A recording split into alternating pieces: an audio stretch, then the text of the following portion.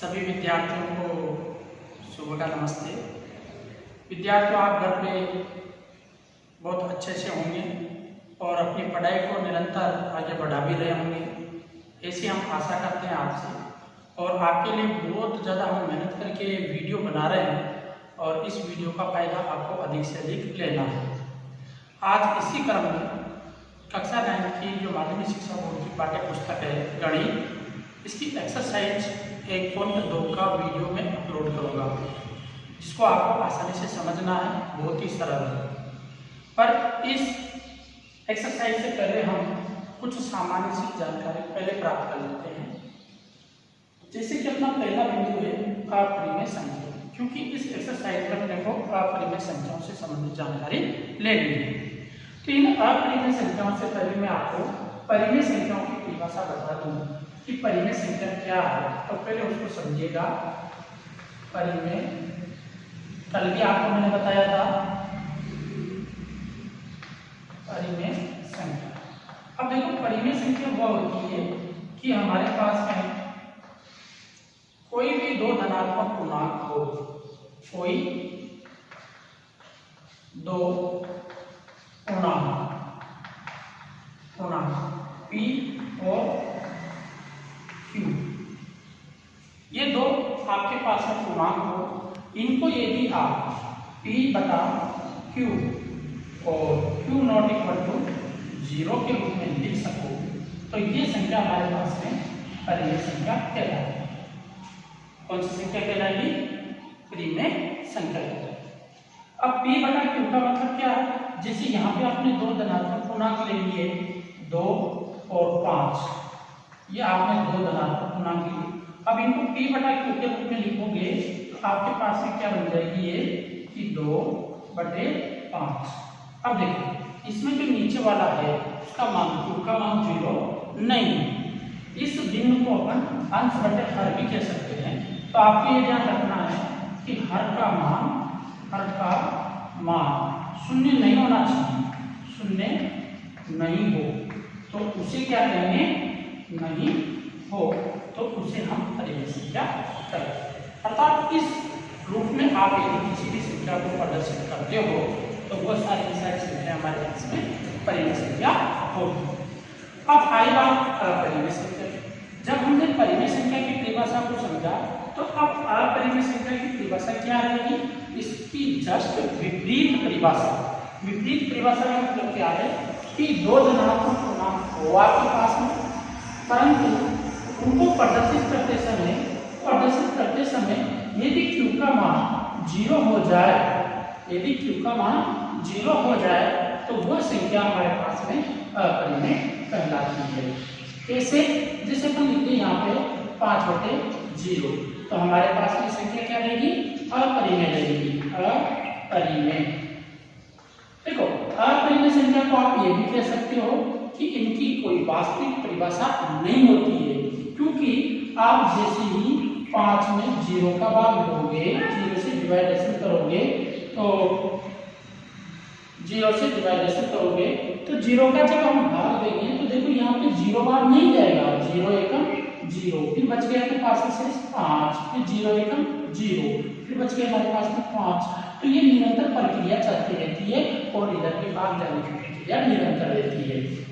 तो इस कारण से इसका कोई भी अल्टरनेट ऐसा नहीं निकलता कि ये भाग आगे जाके रुक जाए। तो इस ऐसी संख्याओं को हम क्या कहते हैं? अपरिमेय संख्या कहते हैं। इसके अलावा आपके पास में वो संख्याएं भी अपरिमेय होंगी विद्यार्थियों, जिनको अंडरवुड में रखा जाए, पर ध्यान ये रहे कि उनका वर्गमूल पूर्णांक के रूप में प्राप्त न हो। उनका वर्गमूल पूर्णांक के रूप में अगर प्राप्त नहीं हो रहा है तो हम उस संख्या को क्या कहते हैं? अपरिमेय संख्या। जैसे √2 है तो √2 का वर्गमूल निकालोगे तो ये वर्गमूल 1.4141, इस तरह से आगे तक की ये प्रक्रिया जाती रहेगी। तो ये संख्या हमारे पास में क्या रहेगी? अपरिमेय। क्यों? क्योंकि इनका वर्गमूल जो अपने को प्राप्त हुआ वो वर्गमूल किसमें है? पूर्णांक में नहीं है। पूर्णांक का मतलब संख्या होनी चाहिए थी, जैसे 2, 5, 7, हम इस तरह की तो इस कारण से ये अपरिमेय। इसी प्रकार से मैं एक छोटा सा और उदाहरण लूं कि √4। अब देखो 4 का वर्गमूल तो आपको पता है कितना होता है 2। Very good. तो हमारे पास में जब 4 का वर्गमूल 2 निकला तो ये तो पूर्णांक है ना, तो पूर्णांक होने के कारण से ये संख्या क्या बन जाएगी, परिमेय संख्या बन जाएगी। तो ये परिमेय है और ये अपरिमेय है। जैसे √3 अपरिमेय संख्या है, ये भी ध्यान रखिएगा। √5 अपरिमेय संख्या है, √6 अपरिमेय संख्या है, √9 परिमेय संख्या होगी। क्यों? क्योंकि 9 का वर्गमूल 3 प्राप्त होता है अपने को। तो जिनका वर्गमूल प्राप्त हो जाता है वह संख्याएं तो परिमेय होती है, और जिनका वर्गमूल अपने को पूर्णांक के रूप में प्राप्त ना हो तो वह संख्या हमारे पास में कौन सी होती है, अपरिमेय होती है, जो अपने पाठ्य पुस्तक के आधार पर। ओके, आगे भी इनकी खूब डिटेल में परिभाषाएं हैं।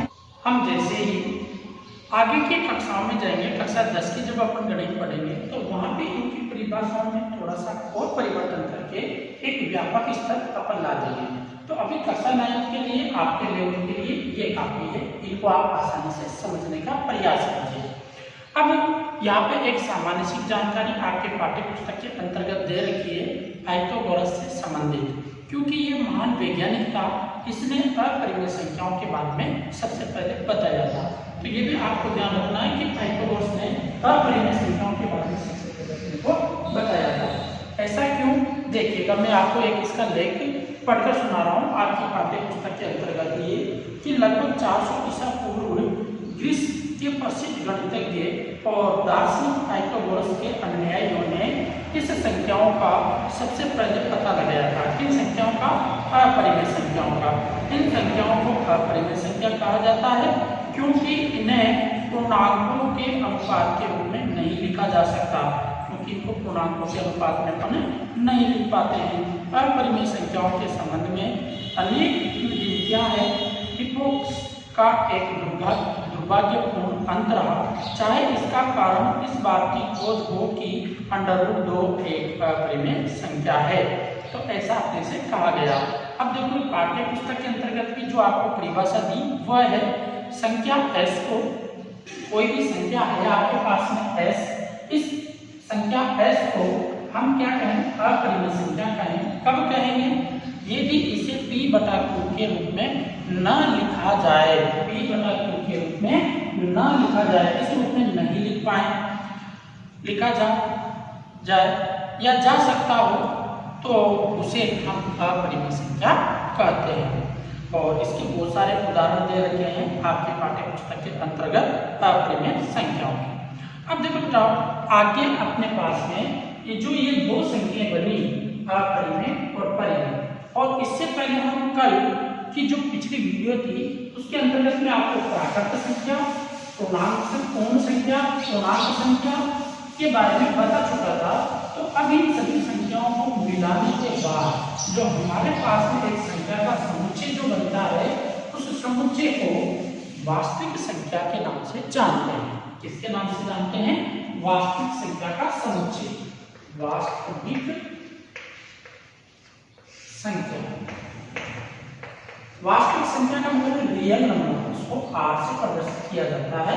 तो ये भी आपको ध्यान रखना है, वास्तविक संख्या रियल नंबर r से इसको प्रदर्शित करेंगे। अभी इस वास्तविक संख्या के अंतर्गत कौन कौन से लेंगे? मान लीजिए ये आपका एक थैला है। अभी इस थैले के अंतर्गत हमारे पास में देखो प्राकृत संख्या भी वास्तविक संख्या के अंतर्गत ही रहेगी, पूर्ण संख्या भी वास्तविक संख्या के अंतर्गत ही रहेगी, पूर्णांक संख्या भी वास्तविक संख्या के अंतर्गत ही रहेगी। इसके बाद में परिमेय संख्या भी वास्तविक संख्या के अंतर्गत ही रहेगी, और अपरिमेय संख्या भी वास्तविक संख्या के अंतर्गत ही रहेगी। तो ये सभी संख्याओं का जो पूर्ण रूप से समुच्चय बनता है उसे हम क्या कहते हैं? वास्तविक संख्या कहते हैं। इसके अंतर्गत भिन्नात्मक, ऋणात्मक, धनात्मक सभी प्रकार की संख्याएं आ जाती है, और उन सभी प्रकार की संख्याओं के समुच्चयों को हम वास्तविक संख्या के नाम से जानते हैं। तो ये बात आपको समझ में आई होगी, और आपके पाठ्य पुस्तक में भी इसको आप देख सकते हो। अब यहाँ पे अपने से पाठ्य पुस्तक के अंतर्गत ही कुछ महत्वपूर्ण सवालों के बारे में चर्चा की गई है, उनके बारे में अपन समझने का प्रयास करते हैं।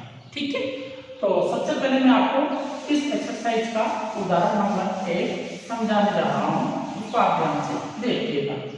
उदाहरण 1 में आपसे कहा है कि संख्या रेखा पर, पहला उदाहरण है, देखिए बताओ, संख्या रेखा पर √2 का स्थान निर्धारित कीजिए या निर्धारण करें। यह आपका क्वेश्चन है, ठीक है। अब √2 का अपने को संख्या रेखा पे स्थान निर्धारित करना है। सबसे पहले तो आप यहाँ ये बात रखिए संख्या रेखा, इसके बारे में समझिएगा।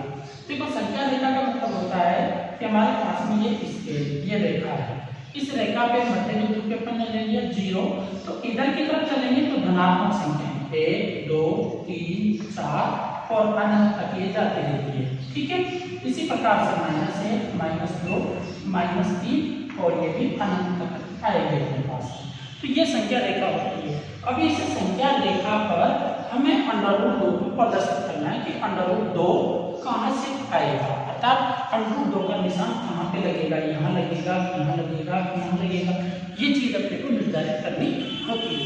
तो इसके लिए अपने को क्या करना होगा, फिर सबसे पहले √2 को आप वर्गमूल की जो संख्या बनती है इसको आप क्या लिख सकते हो, देखिए √2 है, इसको मैं चाहूँ तो ये भी लिख सकता हूँ √2 कि 1 का वर्ग प्लस 1 का वर्ग, 1 के वर्ग के रूप में मैंने इसको डिवाइडेशन कर दिया।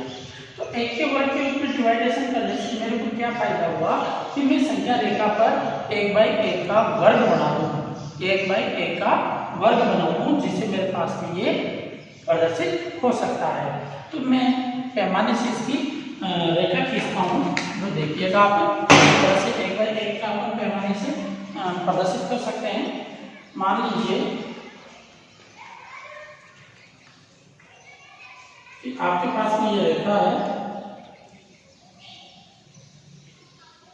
अब इस संख्या रेखा पे हमने क्या कर दिया, यहाँ पे 0, अब इसके बाद में 1 लेना है, तो यहाँ से मैंने 1 ले लिया, ये वाला, तो 1/1 का मेरे को वर्ग प्रदर्शित करना है, तो 1 यहाँ जाएगा और 2 यहाँ पे मैंने ले लिया। ये मेरे पैमाने के हिसाब से मैं मान रहा हूँ, आपको थोड़ा सा बड़ा दिख जाए इसलिए मैंने पैमाना यहाँ पे बढ़ा लिया है मेरे हिसाब से।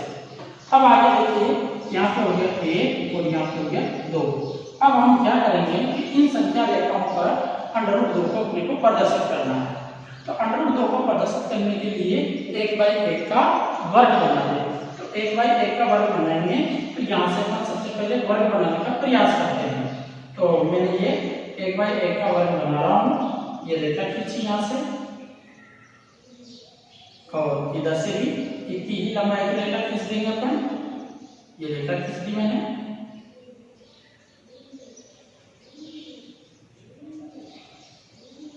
ये रेखा हो गई और ऊपर भी इसको मिलान कर देंगे अपन, तो अपने पास में ये बन गया 1/1 का वर्ग।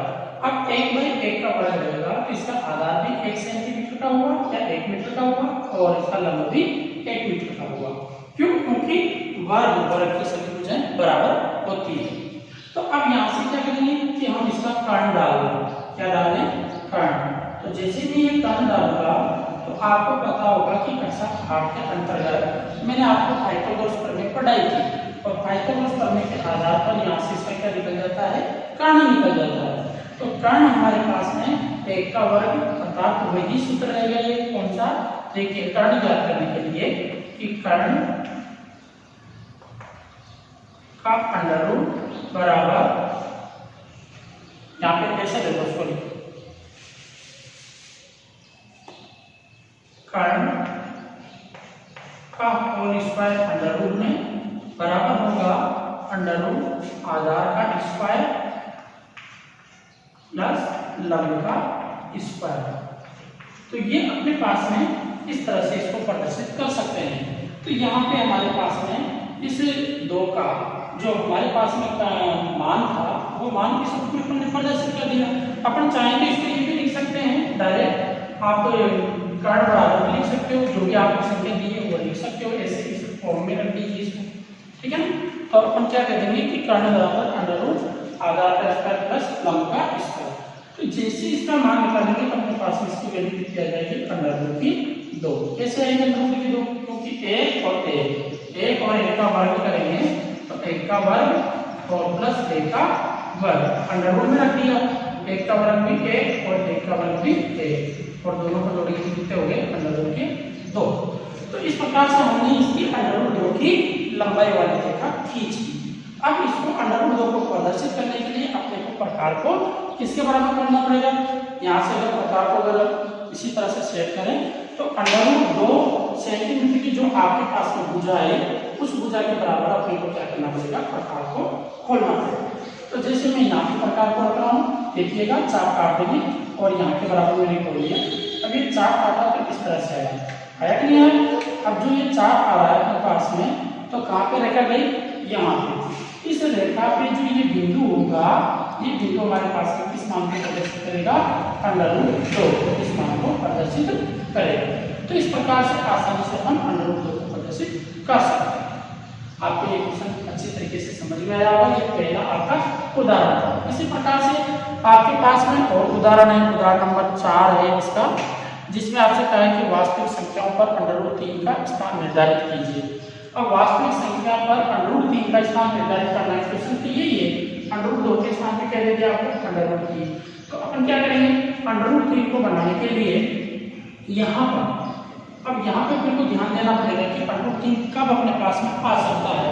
तो ऐसी स्थिति में इनके वर्ग करने पड़ेंगे। तो अपन क्या ले रहे हैं कि देखो यहाँ पे अंडर रूट 2 का होल स्क्वायर, अंडर रूट 2 का क्या कर दिया मैंने, होल स्क्वायर ले लिया और 1 का स्क्वायर।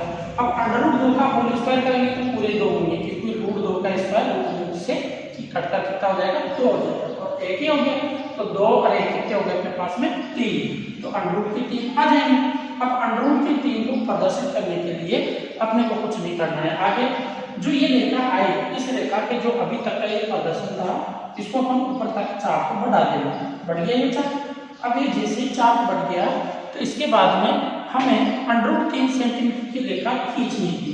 तो अपन क्या करें, जितनी सेंटीमीटर का यहाँ तक का बनाना, वहां से इस चाप से 1 सेंटीमीटर का 90 डिग्री का कोण बनाते हुए इस रेखा पे, ध्यान दीजिए, इस रेखा पे 90 डिग्री का कोण बनाते हुए हम 1 सेंटीमीटर की रेखा खींचेंगे। तो मैंने ये 90 डिग्री का कोण बनाते हुए 1 सेंटीमीटर की रेखा खींच रहा हूँ इस तरह से। ये अपने पास में रेखा होगी 1 सेंटीमीटर की, और 1 सेंटीमीटर की रेखा होने के बाद अब आपको क्या करना है कि इसे यहाँ से मिला देना है, इस बिंदु से, ठीक है ना। इस बिंदु से अपन इसको क्या कर देंगे, मिला देंगे। अब देखो ये इधर वाला आपको डिस्टर्ब कर रहा है, इसको आप रबर से हटा देना, कोई दिक्कत नहीं। इसको रबर से हटा देना, क्योंकि ये रेखा कटेगी तो कोई दिक्कत वाली बात नहीं है। अब इसको यहाँ से अपन क्या कर देंगे, मिला देंगे। ये मैंने इसको मिला दिया। अब ये जो हमारे पास में ये रेखा आई, ये रेखा अंडर रूट 3 सेंटीमीटर की होगी। कितने की होगी, अंडर रूट 3 सेंटीमीटर की। अब संख्या रेखा पे ये रेखा कहाँ जाएगी, तो इसके लिए वापस अपने यहाँ रखेंगे और यहाँ से क्या कर देंगे, चाप काट देंगे। तो चाप काटेंगे तो अपने पास में रेखा यहाँ पे होगी। इसका मतलब ये बिंदु कहाँ प्रदर्शित होगा, यहाँ पे प्रदर्शित होगा और अंडर रूट 3 का मान हमको यहाँ पे प्राप्त हो जाएगा। अब देखो 1 और 2 के बीच में ही अंडर रूट 2 का मान आया और 1 और 2 के बीच में ही अंडर रूट 3 का मान आया। तो अगर वास्तव में गणित के रूप में बात करें तो अंडर रूट 2 का मान होगा 1.4141 और अंडर रूट 3 का मान हो जाएगा अपने पास में 1.732। तो इस प्रकार से आगे तक इसका मान अपन निकाल सकते हैं। तो देखिएगा यहाँ पे तो 4 आधी से पहले है और ये आधी से ज्यादा 1.7 है। तो इस प्रकार से दोनों उदाहरण आपके बहुत ही अच्छे तरीके से हो गए। अब अपन चर्चा करते हैं 1.2 की एक्सरसाइज की, जिसके अंतर्गत अपने पास में महत्वपूर्ण क्वेश्चन है। देखिए विद्यार्थियों, आपके पहले क्वेश्चन की अपन चर्चा करते हैं। अब पहले क्वेश्चन जो एक्सरसाइज अपने पास में 1.2 है, उसका पहला क्वेश्चन है सत्य असत्य आपको बताना है और साथ में अपने उत्तर की कारण सहित व्याख्या भी करनी है कि किस कारण से आपने उसको सत्य बताया और किस कारण से असत्य बताया। अभी हमने कुछ परिभाषाएं समझी, उन परिभाषाओं के आधार पर ही इन क्वेश्चनों के आंसर हैं। पहला प्रश्न है आपके पास में कि प्रत्येक परिमेय संख्या, प्रत्येक परिमेय संख्या, देखो अपरिमेय संख्या जिसको p/q के रूप में नहीं लिख सकते, संख्या एक वास्तविक संख्या होती है, वास्तविक संख्या होती है। मैंने अभी भी आपसे कहा था कि वास्तविक संख्याओं का खेला है, इसमें परिमेय भी होगी, अपरिमेय भी होगी, सभी संख्याएं आ जाती है। तो इसका मतलब हम क्या करेंगे, प्रत्येक अपरिमेय संख्या वास्तविक संख्या होती है। इसका मतलब ये क्या हो जाएगा, इसका आंसर सत्य। आंसर क्या हो जाएगा, सत्य। क्योंकि जो भी हमारे पास में अपरिमेय संख्या है, जैसे √3 एक अपरिमेय संख्या है, तो √3 एक वास्तविक संख्या भी है। तो हम इसका उदाहरण के रूप में ऐसे बता सकते हैं। या फिर आप ये भी कह सकते हो कि वास्तविक संख्याएं, वास्तविक जो संख्या है इसका संग्रह, वास्तविक संख्याओं का संग्रह क्या होता है, परिमेय संख्या, परिमेय संख्या और अपरिमेय संख्या प्लस अपरिमेय संख्या। तो इनका संग्रह ही तो क्या है, वास्तविक संख्या है। तो हम ये कह सकते हैं कि वास्तविक संख्याओं का संग्रह परिमेय संख्या और अपरिमेय संख्याओं का समुच्चय होता है। इस कारण से हमारे पास में प्रत्येक अपरिमेय संख्या वास्तविक संख्या होगी। तो आपको ये अच्छे से समझ में आया होगा। अब क्वेश्चन नंबर 2 देखिए आपका, इसका अपने पाठ्य पुस्तक के अनुसार संख्या रेखा का प्रत्येक बिंदु, संख्या रेखा का प्रत्येक बिंदु √m अर्थात √m के रूप का होता है। मैंने अभी भी आपको एक उदाहरण दिया था जिसमें √2 लिखा था, √3 लिखा था। उनको संख्या रेखा के प्रत्येक बिंदु √ के रूप में अपन रूप का होता है। जहां m एक प्राकृतिक संख्या है, जहां एक m क्या है, प्राकृतिक संख्या है। तो देखो यहाँ पे अपने पाठ्य पुस्तक के अंतर्गत इसका आंसर आपको असत्य बताएगा। उसका मेन कारण क्या बताएगा वो, क्योंकि m एक प्राकृतिक संख्या तो है, परंतु अगर ऋणात्मक संख्या दे दी जाए तो फिर हमारे पास में प्राकृतिक संख्या नहीं हो सकती। जैसे आपको यहाँ पे तो हम इसका जो राइट आंसर देंगे वो रहेगा अपने पास में असत्य। असत्य क्यों, क्योंकि अगर ऋणात्मक संख्या आपको मिल जाए तो इसको आप संख्या रेखा पे प्रदर्शित नहीं कर पाओगे, क्योंकि ये हमारे पास में न तो परिमेय है और न ही अपरिमेय संख्या है। ये अन्य प्रकार की एक काल्पनिक संख्या होती है जिसके बारे में अपन कक्षा 10 की क्लास में पढ़ेंगे। ठीक है, तो इसलिए ये असत्य है। तीसरा क्वेश्चन है, प्रत्येक वास्तविक संख्या का एक अपरिमेय संख्या होती है। प्रत्येक वास्तविक जो संख्या है, रियल नंबर, वो एक अपरिमेय संख्या होती है। देखो कोई जरूरी नहीं है, प्रत्येक वास्तविक संख्या तो क्या है, बड़ा समुच्चय है, जबकि परिमेय और अपरिमेय संख्याओं का समुच्चय क्या है, ये अलग अलग है। अर्थात इन सबसे मिलकर वास्तविक संख्या बनी है, तो वास्तविक संख्या से मिलकर अपरिमेय थोड़ी बनेगी। तो यहाँ तो हमारे पास में परिमेय का भी तो हो सकता है ना, तो इसलिए हम कह देंगे यहाँ ये असत्य है, हमारा अपरिमेय ही नहीं होगा, यहाँ परिमेय भी होगा, इसलिए इसका आंसर क्या हो जाएगा, असत्य। असत्य इसका आंसर होगा, गलत है। अब यहाँ पे नीचे कह रहा है यदि नहीं, देखो असत्य है तभी तो नहीं आया, यदि नहीं तो एक ऐसी संख्या के वर्गमूल का उदाहरण दीजिए। तो हम ऐसी संख्या के वर्गमूल के उदाहरण दे सकते हैं। देखो √4 का वर्गमूल क्या होगा, 2 होगा। तो ये तो क्या है, परिमेय है, परिमेय है। जबकि √3 क्या था, अपरिमेय था। अभी मैंने कहा था आपसे, अगर ऊपर वाली बात सुनी होगी तो देखिएगा यहाँ से सारी चीजें क्लियर होती है। ये तो हमारे पास होगा कौन सा हो गया, परिमेय का हो गया, तो इसके असत्य। तो इस प्रकार से हमने पहले क्वेश्चन को कंप्लीट किया। अब इसके दूसरे क्वेश्चन के बारे में समझाता हूँ। देखिए विद्यार्थियों, अगला क्वेश्चन है क्वेश्चन नंबर 2, जिसमें आपसे बहुत ही महत्वपूर्ण बात कही गई है, क्या सभी धनात्मक पूर्णांकों के वर्गमूल, धनात्मक जितने भी इसके पास धनात्मक पूर्णांक है उनके वर्गमूल के ऊपर चर्चा करेंगे, अपरिमेय होते हैं? यदि नहीं तो एक ऐसी संख्या के वर्गमूल का उदाहरण दीजिए जो परिमेय संख्या हो सके।